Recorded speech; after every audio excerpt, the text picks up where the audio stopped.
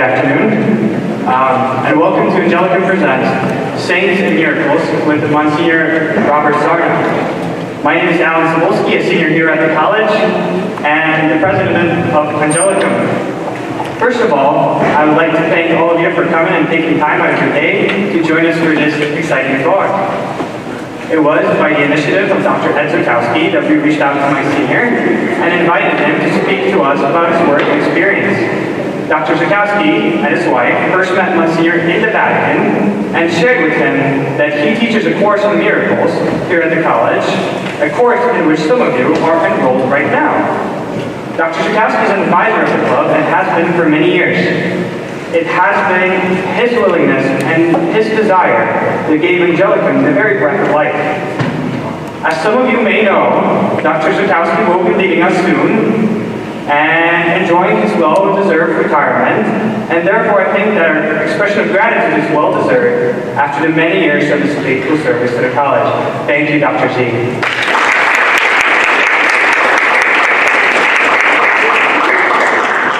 And now the conversation, which we're about to enter, deserves a fair warning, and is most definitely not for the faint of heart. The conversation before us poses the question of the reality of heaven and how heaven communicates with our reality. The conversation poses the question of whether God is still at work today, and what does that exactly look like? The conversation poses the question of whether who are these men and women whom we come to know as the saints, and how do they become as such? The conversation also poses the question of whether miracles exist, whether they occur, and if so, how can you say so with certainty? And to answer these questions, we could have no better person than Msgr Robert Sarno. Msgr is a priest of the Diocese of Brooklyn, ordained in 1973. He received his Master of Divinity from the Immaculate Conception Seminary right here in Huntington, New York, and then went on to Rome to get his SDL in Dogmatic Theology and JDC in Canon Law. He has held various diocesan offices until 1982, and then began his work in the Congregation for the Cause of Saints in Vatican City, right until official retirement in February of 2020. Now, from our conversation, I can tell you that Msgr is far from retirement, and he's still very busy at work, doing the work of God and of the Church. So now, please join me in welcoming Msgr Robert Sarno.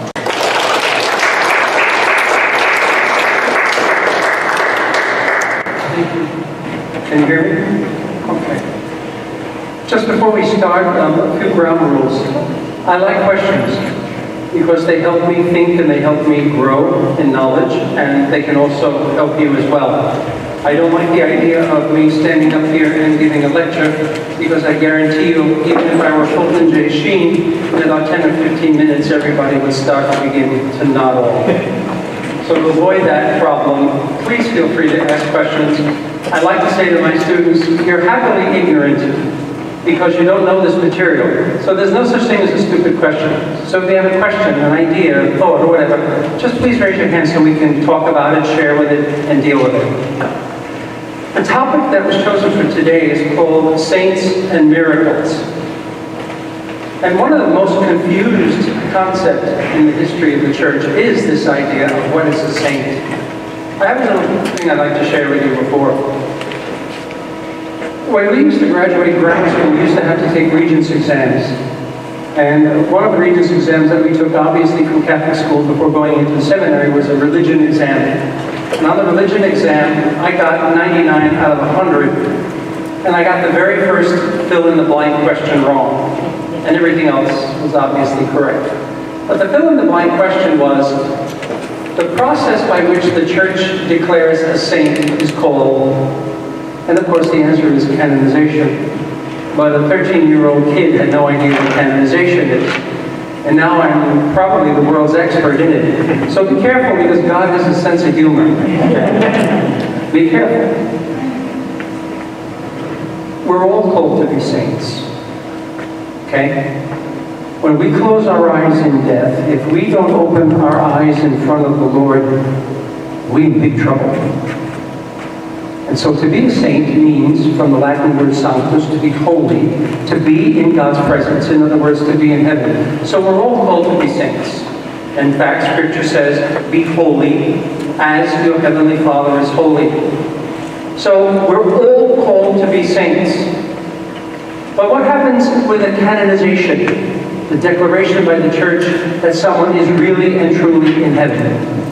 We've got to go back a little bit in history to find out where this whole process came and what does it mean. You have to understand the very first thing that our fathers and mothers in the faith had an experience of persecution in the early history of the church. They were given the choice of either deny the faith or die. And so many of them chose to die. They gave witness to our faith by their death, by their blood. In other words, by their perfect act of love for the Lord, they accepted death rather than deny Him. And the Greek word for witness is martyrein, which we get the English word martyr from. So a martyr was somebody who gave witness to the faith. And so what happened? They secretly took these bodies and buried them in what we now know as catacombs. And what they would do is the Christian community, as small as it was, could go down to the catacombs around the tombs of these people, and they would pray. They would basically pray for this. Today was your turn to die. Tomorrow will be mine. And so, please, help me. I want to imitate what you did. And so we begin to see immediately that a saint has two eyes. The eye for imitation and the eye for intercession. Imitation, the early experience of the church was, we want to imitate and do what you did so that we also can get to heaven. And by praying around the tombs of these saints, these martyrs, they prayed that they would intercede for them with God, that they would have the grace, the strength to accept this martyrdom, to accept this horrible and painful death, rather than deny the faith. Do you know, for example, that even today we relive the catacomb experience? Because in all of the altars in our churches, the altars have the relics of saints in them, and usually of martyrs. And the reason for that is, it's a recreation of the catacomb experience. Because as they went to these tombs and celebrated the liturgy, or the Eucharist, or Mass on the tombs, so we today, by celebrating Mass on our altars, which have the relics of martyrs in them, we are going back to that catacomb experience, to that original experience of calling upon these special people to help us in our times of difficulty. So the first and most important thing about these saints were imitation. You know, this drives me crazy because lots of times we're really concerned about miracles, these wild and crazy things. And I will share with you the wild and crazy things that I have seen in 38 years. Well, that's what we want to know about. Why? Because our faith is weak, and we want proof. First, that God exists. Secondly, that He can interfere in our lives. And thirdly, that He does. And miracles, if you will, is God sticking His nose in our lives upon our request. And so they confirm for us that God exists. But the key thing about a saint is the imitation that we are called to do. Why? To put it grossly, a saint is someone who's made the grade. They're in heaven. And that's where we're going. And that's where we want to go. And so that's how we get there, is by imitating these people who made the grade. That's the key element of canonization. The intercession, as we will see later on, is secondary. As a matter of fact, miracles, are you ready for this, are not required by divine law, but by human or church law. So don't panic if you see that the Pope dispenses from the miracle here or there, because miracles are not required for canonization. But holiness imitation is. And so the first experience of holiness was martyrs. Then in the year 333, if history serves me and my old memory does, Constantine published the Edict of Milan, which did not make Christianity the official religion of the empire. But rather what it did was it gave juridical status to Christianity, that Christians could practice their faith freely. It was later that he declared it to be the official religion of the republic or of the state or of the empire. And so what happened is that the Christians then began to no longer face martyrdom.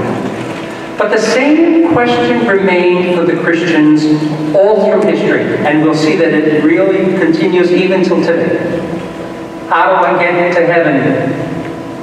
In this persecution, by not denying the faith and by accepting death. And then afterwards, what happened? When the Christians became free to practice their religion and they were no longer persecuted, there were very few martyrs. Although recently we've seen an incredible multiplication of martyrs in the history of the church. But after the persecution, the Roman persecutions, Christians were free to practice their faith. But the question still remained, how do I get to heaven? And the answer was, by living a holy life. In other words, by practicing Christian virtues, by living a virtuous life, by being a good person. And so what do we see? We see a thing called desert spirituality, where in order to be holy, you had to run away from the world and live in the desert, where you would be free of all temptation and distraction. And so we see gradually the development of monasteries, what's called monasticism, the monastic life, for men, and convents for women. In other words, these buildings were like heaven on earth, where men and women could gather and pray and live together, trying to live holy lives in order to get to heaven. Then what happened was a gradual realization that that's not the only way to live a holy life. And so we gradually began to see a third way. The first way being martyrdom, the second being heroic virtue, and the third being now what's called the offering of one's life. Now, contrary to what people might think, that's not a new idea. It's an old idea, which has finally come to maturity. And so that is why Pope Francis acknowledged that the offering of life would be a possible way to reach canonization. And so what the offering of life means is that someone offers his or her life and dies an unexpected death out of the normal way or process of life. So, for example, the confusion that's created even by the Pope, the confusion that was created is that, well, a priest offers his life and a nun offers his life or her life for the people. The father of a family or the mother of a family offers his or her life. Oh, that's the offering of life? No. When one offers one life, there has to be death that happens out of the normal course of activity and is unexpected. So, for example, what about the people who gave up their lives to work with AIDS patients in the early 80s? What about people who gave up their lives to work with COVID patients in these years of ours? What about, for example, there was an American case involving Vincent Capodanno, who was a military chaplain in World War II and was killed on the battlefield. Even though he was wounded, he continued to give the sacraments to the dying and wounded soldiers on the battlefield and was killed himself. He offered up his life for them. And as a matter of fact, that'll be the first case of offering of life that will be presented to the congregation very soon. So these three ways are the ways to be holy. And so what you kind of have, if you'll excuse the expression, I'm going to get a little bit streety here, Brooklyn streety talk. You have this massive humanity. We are all called to be holy. We are all called to get to heaven. But for whatever reason, and we don't know, special people stick out. So, for example, you talk about a Mother Teresa. Yeah, I was very privileged to meet Mother Teresa, and it was purely by accident because of my work. I was the only English person at the congregation, which is why they called me over. They needed someone for English language. And so I was called in, and Mother Teresa, who was about that tall, comes in, and my boss, the cardinal, says, go with her and help her do what she wants to do. Okay. So she says to me, I want, and she's like this on the desk, I want to write to the Pope. Okay, Mother, what do you want to say? And she starts banging again. I want to tell him he's got to declare Damien of the island of Molokai blessed. He's got to beatify him. I said, okay, we'll sit and write that letter. And she said to me, Monsignor, you tell him I want him to beatify Father Damien. All right, Mother. No, you don't understand. Tell him I want him to beatify. The incredible faith and strength of that woman scared the hell out of me. Such an incredible person at an incredible time in history where we so much forgot the poor and the neglected, and yet suddenly this woman appears out of nowhere. As a matter of fact, she was totally unknown if it weren't for the English author Malcolm Muggeridge, who let the world know about Mother Teresa. And I was very fortunate that I worked on the cause of Mother Teresa from its very beginning to its very end, both on her heroic virtues and on the miracle for her beatification and the miracle for her canonization when they sent me off to Brazil to work on the case. So I was very fortunate for that. But Mother Teresa is a special one. She kind of sticks out. And so what happens is some of these people stick out as being special.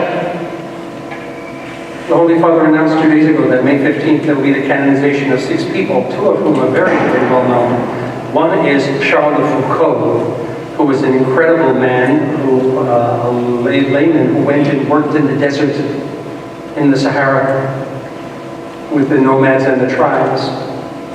And the other case will be the case of the Blessed Devasahayam, who was from India. And Devasahayam is an interesting case. He was the first Indian martyr of the 18th century. And he was a member of the royal imperial household in India. And he converted to Catholicism. And in order to prevent any further conversions to Catholicism, the empress ordered him to be arrested and taken from town to town in India and tortured in every town. And finally, when they made the round of the towns, they brought him back to the capital, and the emperor said, oh, enough, just kill him. And they did. But where he died and fell, a spring sprouted out. And interesting that in the miracle for the canonization, some woman went to the hospital because she was pregnant and felt ill. And when they did the tests, they found that her fetus had died. So they were about to extract the fetus in order to save her life, when her mother comes in with the water from the spring. And the woman drinks the water. And as they were about to start the surgery, the fetus came alive. And he will be canonized on May 15th. Some of these people stick out. So in other words, what's the key here? Canonization is a process of discernment. The church discerns what God is saying to us, not what we are saying to each other or what we are saying to God, but what He is saying to us. I mean, I have to be very honest, I had a real problem when John Paul II announced we need more married couples. Why? Because the church doesn't say, oh, we should canonize him, because he's good. We should do that case because we could tell people, teach philosophy as a good person, that's great, that'll work. Or, we're a married couple, we should choose them for canon. No, that's not the way it works. The way it works is that God is speaking and the church discerns what God is saying. And so, one of the problems that has come up just recently, and yours truly was sucked into it, and I thought I was retired. a group of Americans, Afro-Americans, want to demand the Holy Father to canonize 6 black African-Americans. Okay? But see, it shows a direct misunderstanding of what canonization is. And they even want the Holy Father to canonize these people without even proving the essence of holiness, which in their case would be an heroically virtuous life. So we don't choose people on the basis of race or color or national origin. The church has to see and listen to what God is saying. And how does that happen? It's called the reputation of holiness. That God raises up in the faithful the conviction, the belief that that person was so holy that he or she is now in heaven and we should imitate that person because he or she imitated Christ so closely that now he's in heaven. And that's where we want to go. So you know when people say, oh, the church makes too many saints. It's nonsense. Because basically, Christ did not live in our age. He wasn't the mother or father of a family. He didn't work on a dock in New York or on a pier. He wasn't a teacher in school. But even though he gave us the rules and principles of life, he can't have lived them all out in different aspects of life. And so there can't be too many saints, because there are all different kinds of experiences of life. And the church has to listen to what the Lord is saying. And so therefore, these 3 elements are the essence of holiness. Martyrdom, heroic virtue, or offering of one life. Now, a martyr has to have the acceptance or the tolerance of death inflicted in hatred of the faith. So there has to be on the part of the killer hatred for the faith. If I kill you because you're of a different color, if I kill you for a political reason, or if I kill you because I just don't like the way you look, that's not martyrdom. Martyrdom is killing someone because of hatred of the faith. And on the part of the person killed, there has to be an acceptance of martyrdom, or at least a tolerance. You don't have to be killed as a martyr. You can run away. But if you can't run away, then you have to accept what's going to happen. So it's either an acceptance or a tolerance, but it's death inflicted on hatred of the faith. And you know, there are different ways now that the church never foresaw. For example, I had a case of a Ukrainian martyr who died in an armchair in Canada. And they laughed at me and they said, what are you talking about, martyr? The guy died in his armchair watching TV in Canada. But what they did is in 1945, the communists invaded Ukraine and collected all the bishops in the Ukraine. And whom they didn't kill outright, they beat to the point that they lost their minds, their capacity to think. They were no longer themselves. And I was able to prove that that was another form of martyrdom.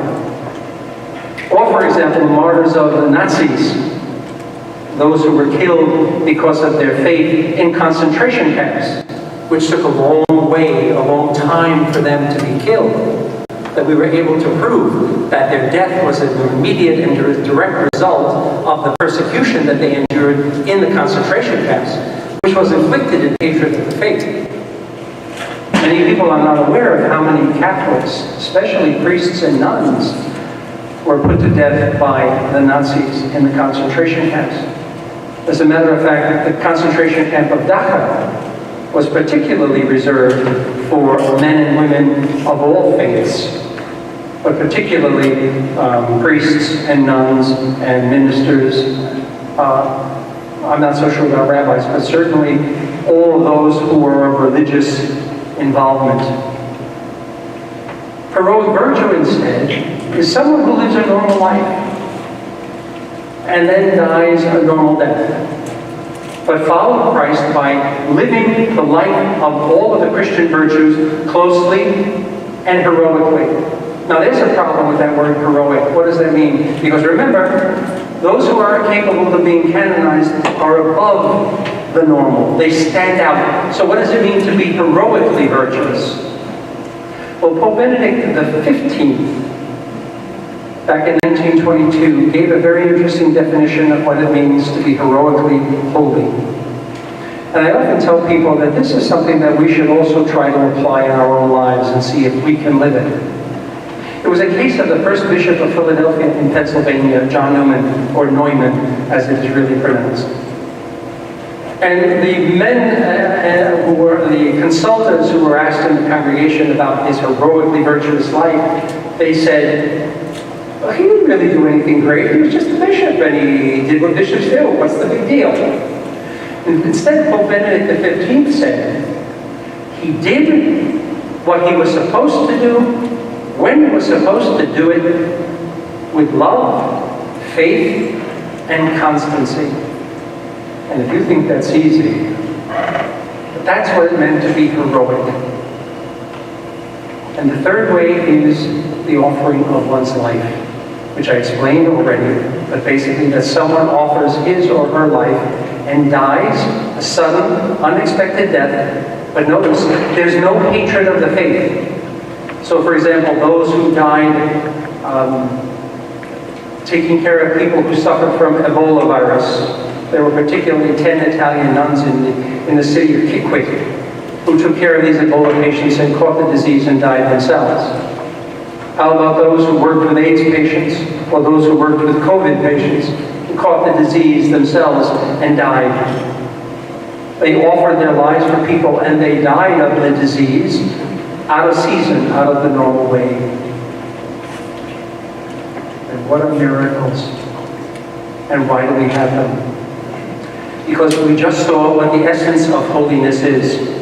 3 things, 3 ways to follow Christ. By martyrdom, by an heroically virtuous life, or by offering one's life. The word miracle, get this straight, is a theological term. It's not a scientific term. It comes from the Latin mirum, which means something incredible to behold. New, miraculous. Marvelous comes from that as well. When we talk of miracle, what we're basically saying is there is no human intervention to explain what happened. So then we ask the question, can it be divine intervention? And is it through the intercession of the candidate for canonization? So in order for it to be scientifically inexplicable, the very first thing we ask the doctors first of all, never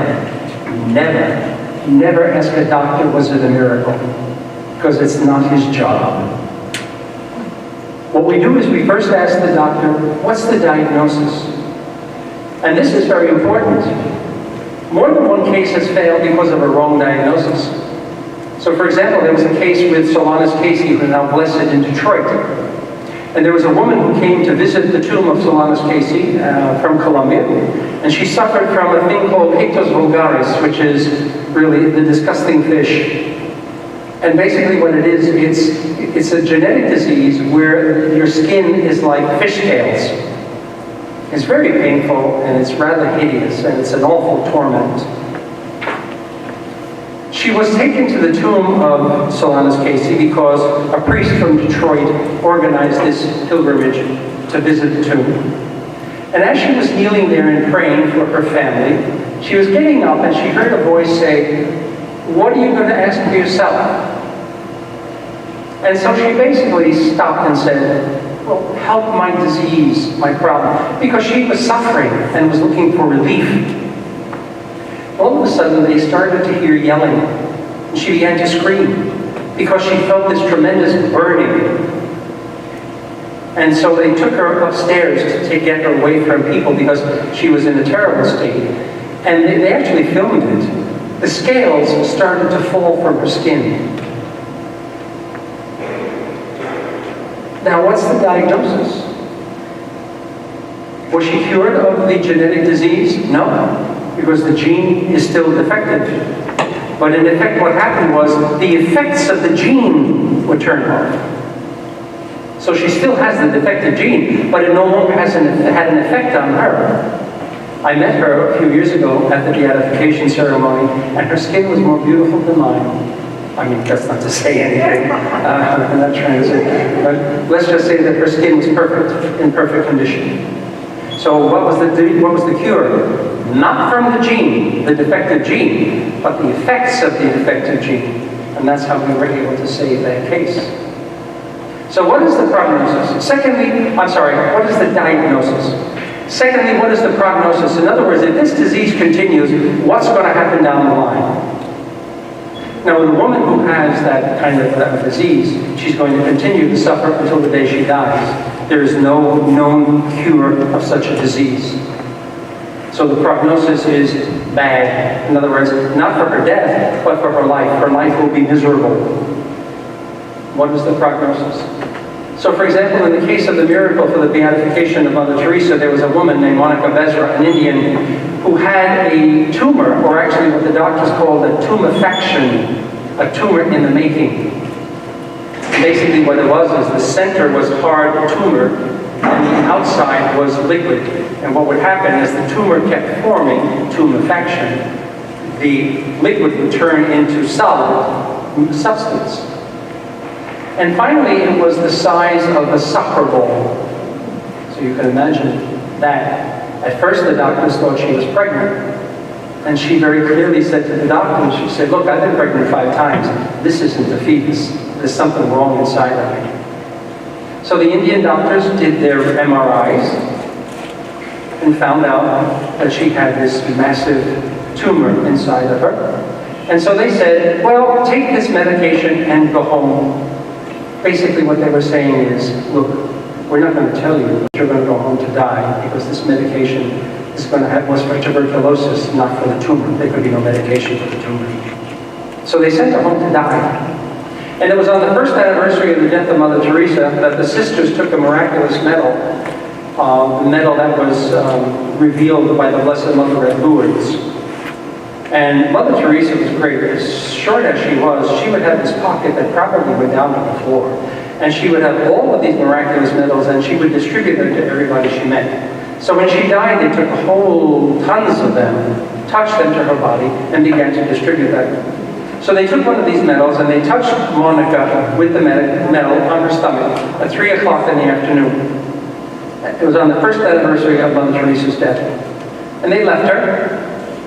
And at 1 o'clock in the morning, which would have been, 9-10 hours later, Monica was seen for the first time out of bed, on her own, getting a pail of water as flat as the day she was born. Now the doctors said, here you have a tumor that's the size of a soccer ball. First of all, where was it? It was in her stomach. So there's no possible way that it could come out. Secondly, if it had come out, or if it had ruptured, she would have hemorrhaged to death. There's no explanation as to where this tumor disappeared. That's still not the miracle.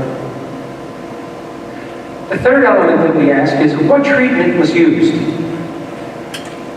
So in the case of Monica Bezra, there was basically no treatment, because there was no treatment for this tumor except surgery. But they knew that if they performed surgery on her, she would die anyway on the table. So they basically sent her home to die. So there was no therapy, there was no treatment given.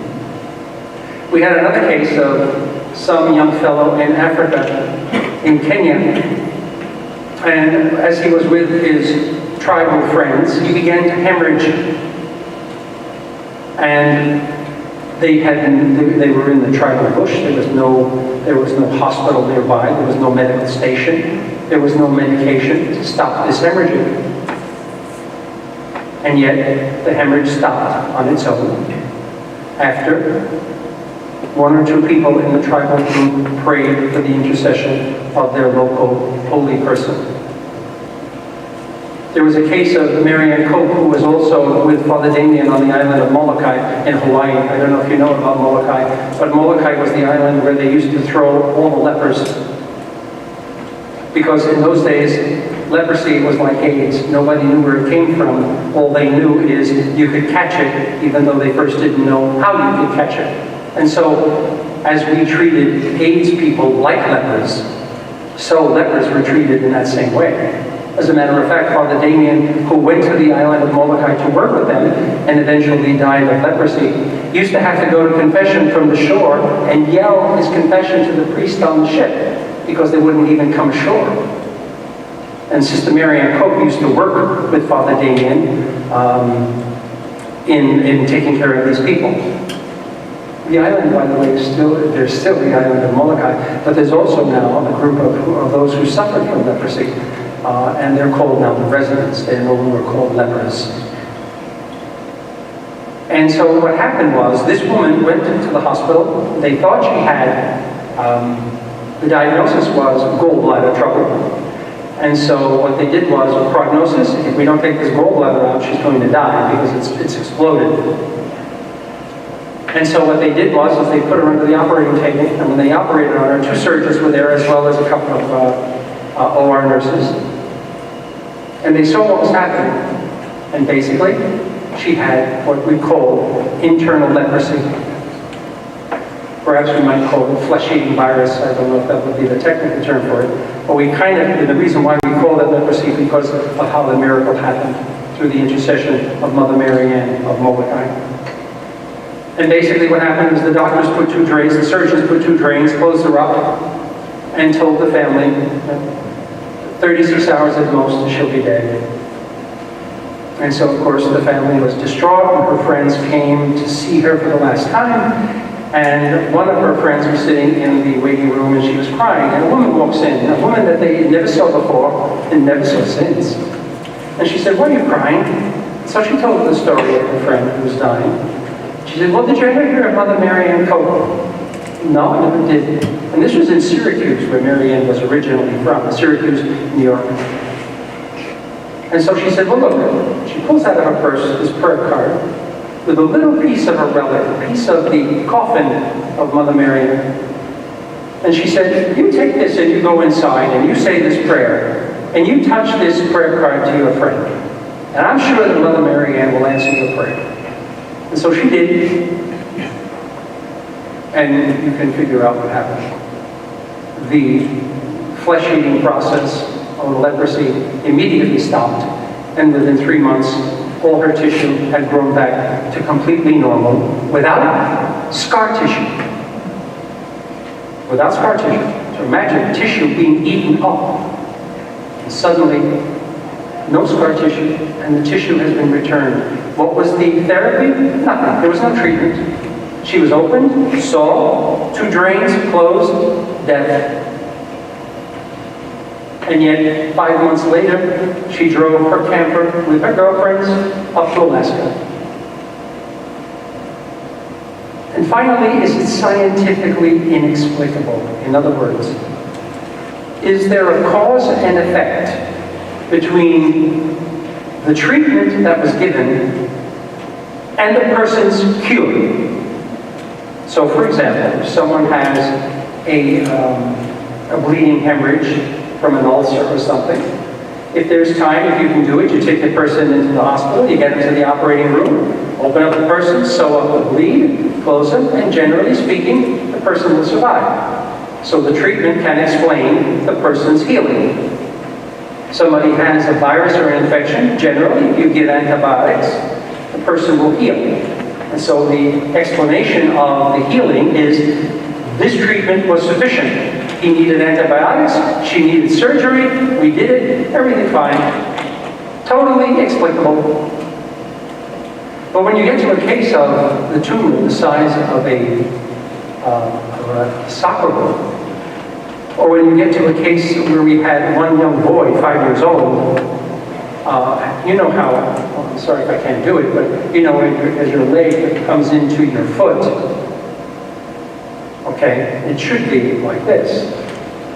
But actually what happened to the boy was the foot was completely turned around so that it was on the opposite side, it turned this way. They took the boy to the tomb of their local saint or their local holy person. They went back to their hotel. And then the next morning when the boy woke up, the foot was completely normal. I call those things photographic miracles. You have a photograph before, you have a photograph after, and there's nothing you can explain. That same case was in the case of Blessed Deva Sahayam, the Indian martyr, where that woman drank the water from the fountain where he had died. And so you have a picture of the dead fetus. Suddenly you have the newborn living baby. Same thing happened in the case of Fulton Sheen, the miracle for his beatification. What happened there was the baby was dead 63 minutes. Now, on record, the most a person has ever survived without oxygen has been 20 minutes. And that is in a hospital with the most modern, complete medical care. In other words, the right machines, the right process, the right treatment. This was a 63-minute lifespan, or I should say that the child, the little baby, was dead. And as the head doctor who was heading the team trying to bring this baby back to life was on the phone with the neonatal specialist who was caught in traffic on her way to the hospital, she said, well, how long have you been doing this? He said, well, we're at it 60 minutes, 65 minutes. She said, forget it, the baby is dead, stop. At that moment, the baby came to life. The baby had been born dead at home and transported to the hospital. The father, being a very practicing Catholic, baptized the baby. And because he was devoted to Fulton Sheen, he named the baby John Fulton. 63 minutes of no oxygen, no life, and the baby came back to life. So there is no explanation between what did they do for the baby, because the baby had already been dead 30 minutes before they even got to the hospital, and the fact that the baby is alive and well. And what's important, there's no what we call collateral effects. In other words, the baby is physically and mentally normal. The behavior, the growth was completely normal. Lacking oxygen for 60 minutes should cause severe neurological, mental deficit as well as physical deficit. Instead, the baby has grown perfectly normal. That's still not the miracle. Because miracle is a theological term. It involves faith that God exists, that He acts in our world, and that He can act in our world. These are philosophical questions, as you know, as well as theological questions. What happens is, we have to prove cause and effect between the prayer to the candidate for canonization and the inexplicable change. That's where the miracle is. So in the case of the miracle for Mother Teresa's canonization, this guy in Brazil had, words escapes me. Basically what happens is, you see, our brain, like the heart, is in a sack. Because obviously the brain or the heart can't be bare naked in our chest or in our brain, because the skull would damage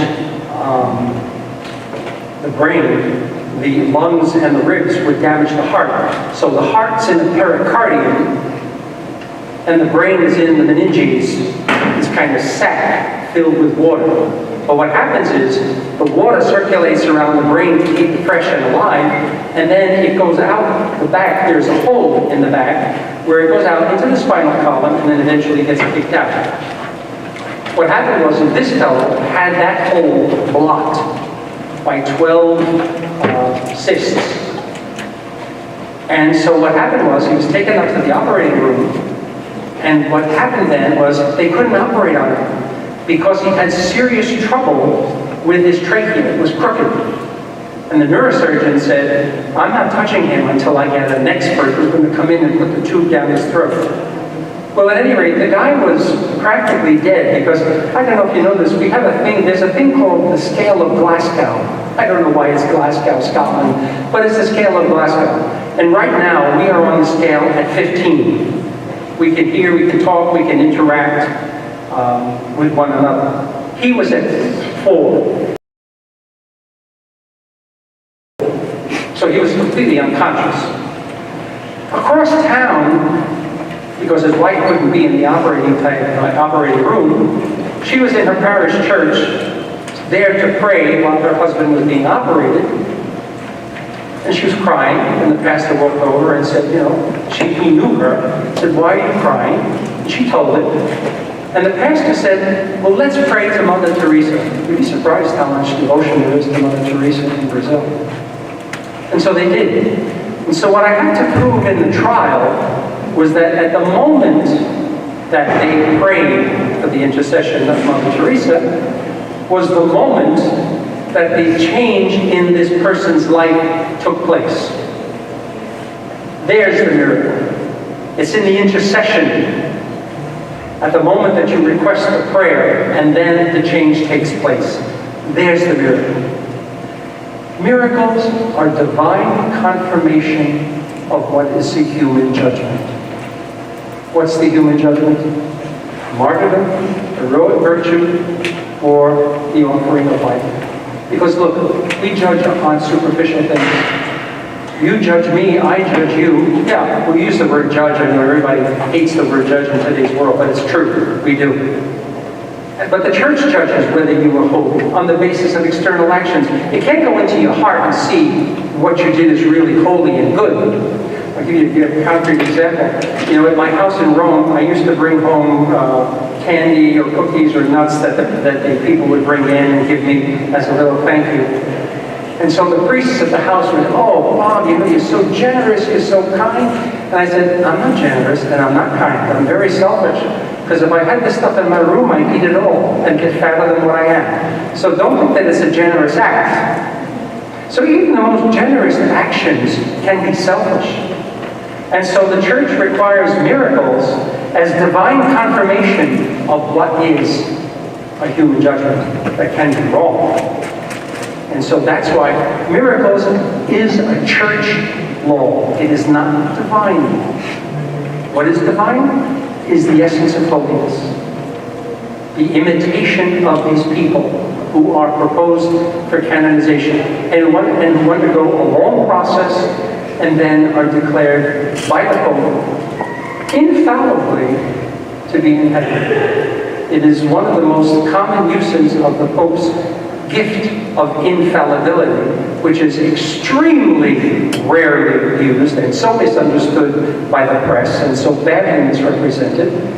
But canonization is the last, where the Pope uses that frequently to say, as Pope, as head of the Church, I declare infallibly that so-and-so is a saint and is in heaven.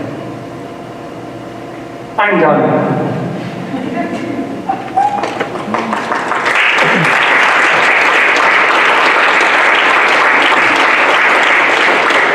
You got questions? Yes. Is there a mic or something? We have a mic. Yep. Whoa, that works. It does. Okay, so this way everybody can hear. So, what do you, Pull that down. what do you think it is about the adherence to ritual, whether it be through resigning oneself to faith or prayer or touching something and then touching someone else with it, or through that kind of unshakable faith that I think gives us access to God through like ultimate or unconditional understanding and compassion? Like, what is about taking that ritual essence and moving it energetically that leads to a deviation from the ritualistic movement of nature science in terms of like your behavioral norms?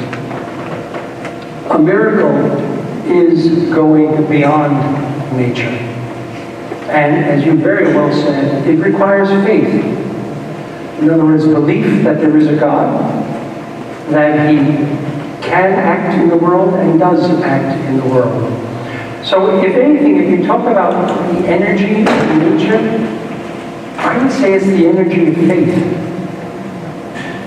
that when we talk about goodness and holiness and sharing what we have in common, in other words, our faith, the grace of the Holy Spirit who unites each and every one of us, who lives in each and every one of us, and gives us, if you will, as you use, that energy, but not of nature, but of faith. Because in reality, it's at the moment that the expression of faith happens that I trust that the Lord will grant what I ask, that the request is made, and that the change takes place. Does that answer your question? Would you say God is faith? Would I say what? God is faith? In that faith? No, not that God is faith, because faith has two elements. It's faith in what God has told us because He is God, not because He's faith. The faith is our expression of trust in God, and the God who talks to us through His Word, which is Jesus Christ. So in other words, God is not faith, but we put our faith in God because He is God and He is totally trustworthy. Okay? Thank you. Anyone else? All the way back there.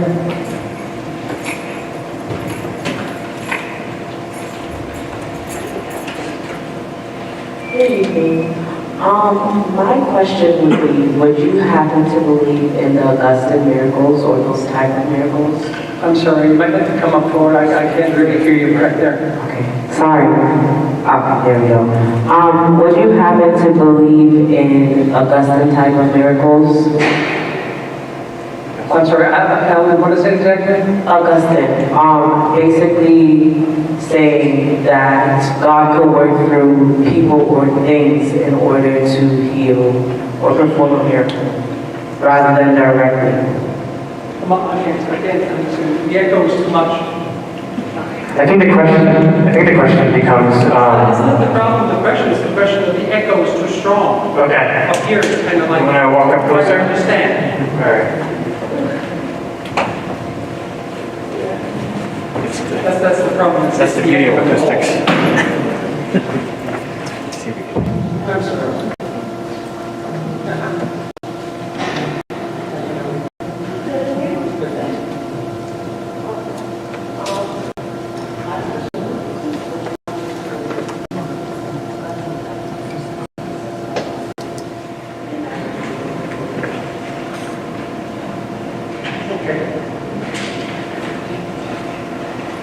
If I understand the question, is what do I think about St. Augustine's approach that God can work indirectly to perform miracles? Well, who am I to tell God what He can and can't do? And St. Augustine's concept is basically that it is not a change of nature, but rather it goes beyond nature. So can God then, when you say, allow these miracles to happen, for example, by whom would you think? Well, I believe It is absolutely God is the author of miracles. And this is one of those things where people get very wrong. Saints do not perform miracles. God does.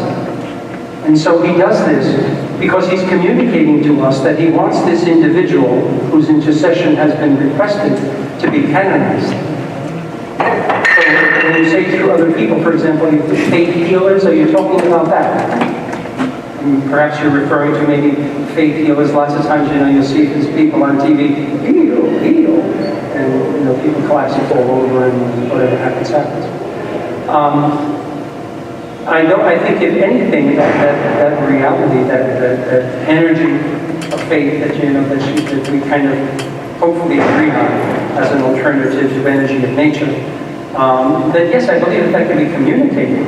But the important thing is that in canonization, it is through the intercession of an individual, which by a legal process has to be proven that the intercession was requested from that individual. And the whole idea of intercession goes back to this doctrine of communion of saints. When we say the creed on every Sunday, we say we believe in the communion of saints. Well, in a certain sense, it's this energy that is united in each and every one of us, that we are in communion with each other, the church on earth and the church in heaven. And that energy, if you will, that faith, that grace of the Holy Spirit is at work in each and every one of us. And so I think that we can open ourselves, if you will, to channel God's grace at a particular moment. So sometimes you will hear of people who have performed miracles, like, for example, Padre Pio, during their lives. Also, Solanus Casey, the Capuchin friar in Detroit, was known to tell people, go home, your son will be well. And at that very moment, they found out that their son had been healed. Or I should say, they found out later that at that very moment, their son had been healed of his disease. Was it Padre Pio, or was it Solanus Casey? No. They were the instruments of God's grace. So in a certain sense, we're all called to be instruments of God's grace in the world, to share that energy of faith with each other, and therefore to open ourselves to the possibility of being a channel of God's grace. Okay? All right. I think I have one for you, Msgr. Right here. Just the voice. That's not a miracle. What is, if you were in all your work, what is one cause or one miracle you've had to examine and work on? You would say that is most scientifically unexplainable, that if you have come to know it yourself, or have seen photographs or videos, and if you were to show it to an atheist at the moment, it'd be hard to just, I mean, you speak of pictures and you speak of before and after. Honestly, to tell you the truth, all the cases that I mentioned, left us with our mouths open. And I chose them because they were the most extreme, among the most extreme, the ones that I've dealt with. The whole issue of this woman from Syracuse with the internal leprosy, and then suddenly to have the disease completely reversed. And you have the doctor's reports, after every surgery, the surgeons have to fill out for the hospital a report on everything that happened from the minute they cut to the minute they sewed. And just to see the surgeon's report, not knowing that maybe an hour later, all of this would be undone and the woman would be totally cured. What I call the photographic miracles, where you have a photograph before and a photograph after. The case of the boy who was dead for over 63 minutes. Each one of them presents an incredible scientific display of evidence that, there is no explanation for. And the key thing is that at the moment that the intercession was requested, there was this radical change. So it would be really hard for me to pick up a one. Really, I wouldn't be able to do that. There's a second question. Yeah. So I'm sure that there's a certain amount of fraud. I guess it's the opposite question. Did you say fraud? Fraud, yes. I wouldn't say fraud so much as I would say that there's not enough evidence. In other words, we have a lot of cases that fail. But go ahead, finish your question. Where maybe there's not enough evidence, as you said here. What was the most case with the most obvious that it was whether performed through a scientific reason? Yeah. Like I said, I wouldn't use the word fraud because the people who present these cases know how serious the question is. So I've never dealt with a case of fraud. I've dealt with cases of incompetency where the process was not done properly. My expertise in the congregation was the local process, which is basically gathering all the evidence for and against the case. Because the obligation is to seek the truth, not canonization. And so you're required to gather everything for and against the case. And to withhold evidence is punishable both in church law as well as in moral law. So it's a very serious thing. There have been a number of cases that just couldn't make the grade because they couldn't produce enough evidence. Now that doesn't mean there wasn't a miracle. It just means that they couldn't produce enough evidence to guarantee the doctors and the theologians that the medical element and the intercessory element coincided. So I wouldn't say that there was fraud. I've never seen a case of fraud. But I have seen a case of incompetency. For example, in the case of the beatification of the canonization of Damien of Molokai, I remember the woman, wonderful woman, she's in her 90s now. She had an incredible cancer, which all of the doctors said, go home, prepare your funeral. This cancer has spread to your entire body, brain, heart, lungs, liver. 2-3 weeks at most, and you're going to be gone. She banged on the table and she said, I'm going to Father Damien. And at that instant, she was cured completely of everything. She wrote to the congregation because obviously this poor woman would have been shocked out of her mind. And she said, oh, the doctors say there's no explanation. This extremely rare cancer, da da da da da. I prayed to 1, 2, 3, 4, 5, 6, 7, 8, 9, 10, 11. And one of them happened to be Father Damien. Some of the people she prayed to weren't even Catholic. And so we wrote, she wrote to Pope John Paul II, and then of course they send everything over to the congregation, and then since it was English, it came on my desk. And so I prepared a letter basically saying, since you cannot prove that the intercession of Father Damien was sought, this case cannot be used for his canonization. Well, Audrey wrote back and forth, and I could have killed her because of course I had to answer all of the letters.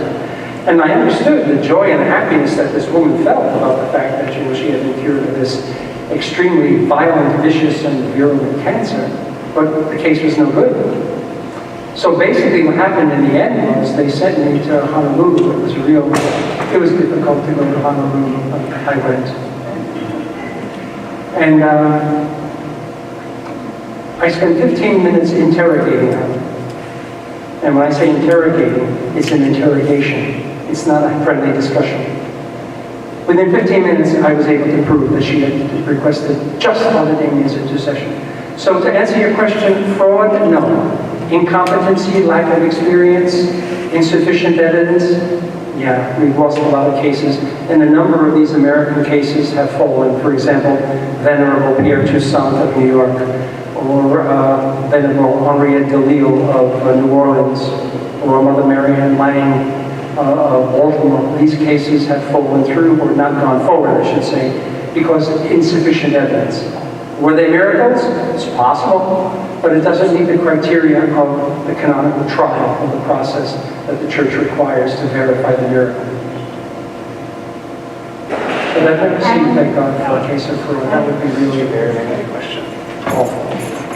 I've never seen. I just have one question, and it's about the giving over of one's life. We had a sister who was murdered in Guatemala because of her actions in... Was she one of the married elders? No, Sister Tarrant in New York.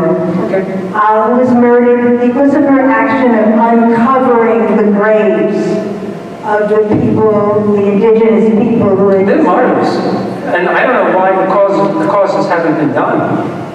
Okay, because we didn't feel that it was martyrdom. She wasn't killed because of her faith. She was killed because of her action of uncovering the graves of people, the indigenous people. Who killed her? Soldiers. Why? Because she was bringing to light what they had done to the people. I know the cases of those 4 sisters, and I absolutely am convinced that they're martyrs, and I don't know why someone hasn't done the cause. Okay. Look, it's just recently, and this is the reason why I'm going to Rome next week, is because we have a married old bishop, Francis Ford, who was killed by the communists in 1952. And I'm going over to talk to them about the possibility of moving the case forward. Why hasn't Mariano done something about these 4 sisters? You can't answer that. I know, but It's a rhetorical question. No, but I do think that there is this mythology that says if you want someone canonized, it costs a great deal of Lie. money. You know where that lie comes from? I'll tell you where that lie comes from, that it costs a lot of money to canonize someone. And I can tell you from 30 years of experience and having written many a document for the Holy See, it's a lie. How did it start? One big-mouth postulator general of a group gets up on television and says, the canonization of the founder of our group cost $1 million. That was scandalous. $1 million for a cause of canonization. But he lied. Because in order to show that their founder was important, they paid for many families to come from all parts of the world to attend the canonization. And when this information was leaked, everybody realized, at least who were involved in causes, this was a lie. The money that was spent is not spent on the cause of canonization. It was spent on making these people look good. But what happened was the scandal done to the church was terrible. And it wasn't true. One priest who, the postulator of the Jesuits, Father Molinari, God rest him, a brilliant man and a very holy man, but really a smart man. He sat down and figured that it would cost no more than $40,000 to do a cause from beginning to very end. And yet, when everybody heard this $1 million, it set off alarms and bells and fire engines and screams, and the Pope starts calling the congregation, what's going on, what's happening? It was a lie, to make them look good. Sister, that's how it happened. Thank you. So I can tell you very honestly, a cause of canonization is not expensive. Not really.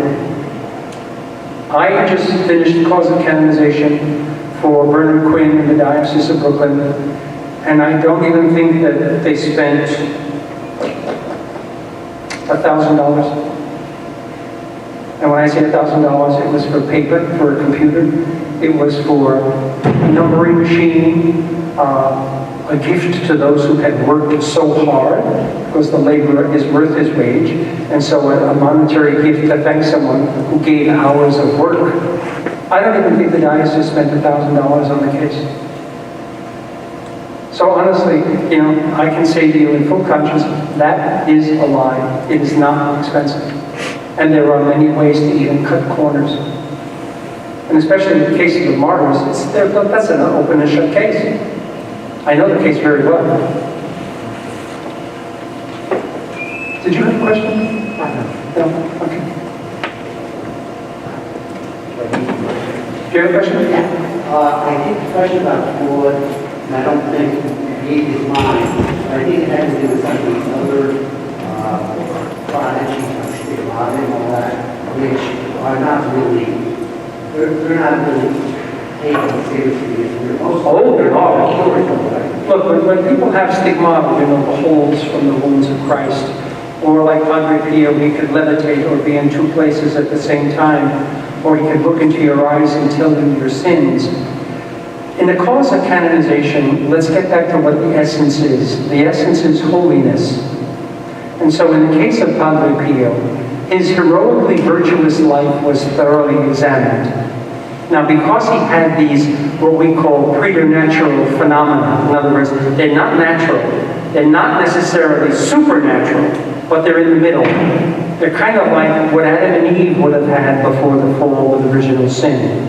So what we do is we examine them, yes, but not to say that they're real, but to say, number one, that they are not fraudulent, in the sense that there is no sign of psychological defect or physical defect, where someone actually will take a knife and cut a hole in their hand and say, I have the wounds of Christ. That is done to make sure that these gifts, if you will, are part of the spiritual life of the individual, and not either fraud or psychological or mental illness. When someone is canonized and beatified, canonized, like for example, Bernadette of Lourdes. Oh, by the way, when you see this garbage on YouTube about the, what do they call it? The incorruptibles, it's garbage. You know what I tell my students? Everybody rots. There's no such thing as incorruptibles. It's a lie. Another lie that's perpetrated. There may be people who are intact because of a scientific reason. I have attended the opening of some coffins in which the body was mummified. And because of the atmosphere, the place where they were buried, the way they were buried, scientifically explicable fact of leaving the body intact can be seen, but not incorruptible. Bernadette is covered with wax. like everybody else. This, for example, this insanity of this Carlo Acutis from Assisi. They opened his tomb and his body was completely incorrupt, and he's just like the day he died. Garbage, lies, and sure enough, when I was screaming around the area saying, that's garbage, that's lies, you'll find out, within 5 days the Archbishop had to publish a statement saying, it's not true that he was incorruptible. Everybody writes. This crazy idea that you open the coffin and that the person is perfectly good condition, the church will beatify them immediately. Nonsense. Never was true. Okay? The church, when it canonizes, says, I for imitation, I for intercession. Imitation, martyrdom, heroic virtue, or offering of life. That's it. So these cases are discussed in terms of to make sure that there's nothing spiritually or psychologically wrong with the candidate. So for example, when Bernadette was canonized, the church did not declare the vision or the apparitions of Lourdes to be real. That's not what canonization is. It was done by another commission established in the Diocese of Lourdes. Okay? And the same thing with Fatima. The two have been canonized, Jacinta and Francisco, but Lucia's cause is still going through. But they were not canonized because they saw the Blessed Mother in Fatima. They were canonized because they were holy, and they are therefore imitatable. That's all. Did that answer your question? Okay. Yes? I'm sure you mentioned it, but I just want clarification. Do we always need to pray to our intercessor? Do we always need to pray to our intercessor to receive miracles? Well, as our Lord said, you get what you ask for. Do we always have to pray for miracles, she says? No. But you get what you ask for. We have to pray to an intercessor before we receive the miracle. No. Because who gives the miracle? It's God. And God knows what you need, what we need, even before we ask for it. But what happens when you pray? You open up the line of communication with God. You talk to Him and He talks to you. And if He grants your request, He's saying one thing. He always grants your request, even if it's not what we want. It's just that sometimes at that point, we don't know what you want. So do we have to pray? But if you're going to have someone canonized, then there has to be the intercession. Someone who prays for this person to intercede with God. Yes, in that sense, there has to be prayer of intercession, but intercessory prayer before a miracle can be granted, which will be used for canonization. Because there are many other miracles that happen in many other ways. We don't know them all, okay? We're just talking about a specific case that goes for the canonization of a specific individual. But there are many other miracles daily in our lives that we're not even conscious of or aware of, and they happen. Remember, this is a question of doing a process, a trial, an actual investigation to gather evidence, to support whether this person should be canonized because the intercession has been proven. Okay? Okay, I think... I'm taking a last prerogative. Have you ever thought about writing a book? Have I ever thought of what? Writing a book.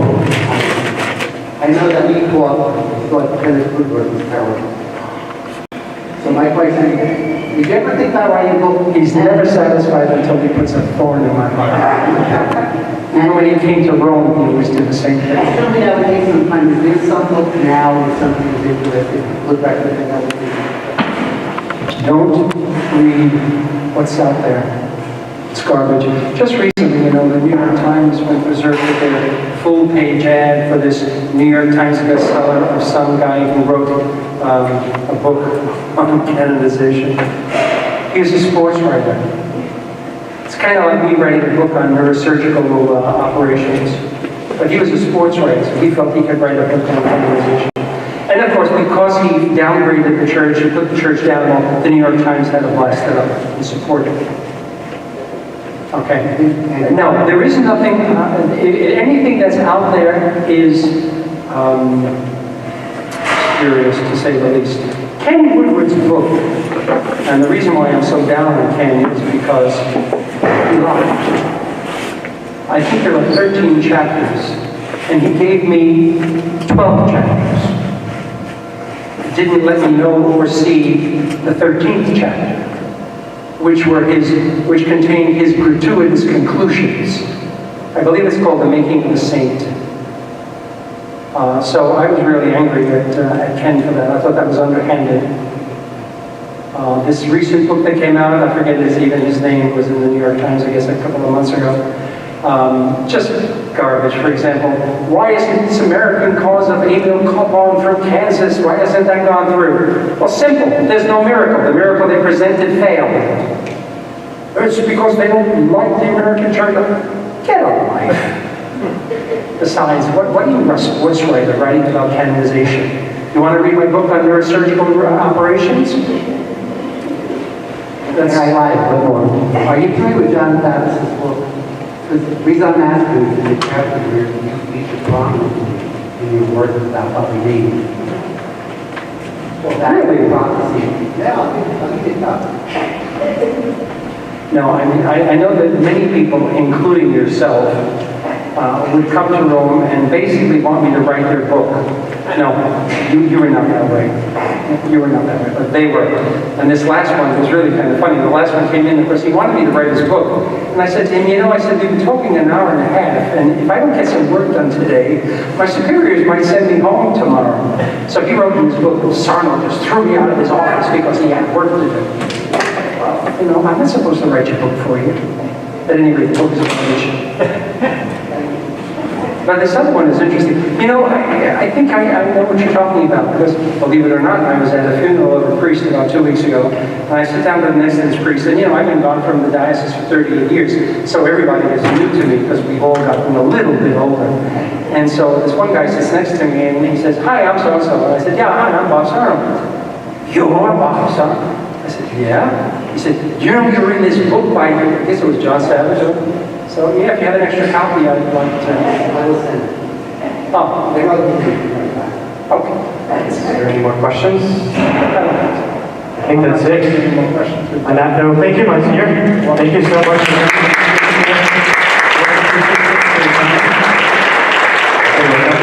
A lot of knowledge and information. Thank you very much. Thank you all for coming. And I think there's still some snacks and food on your way out, so if you're interested, hopefully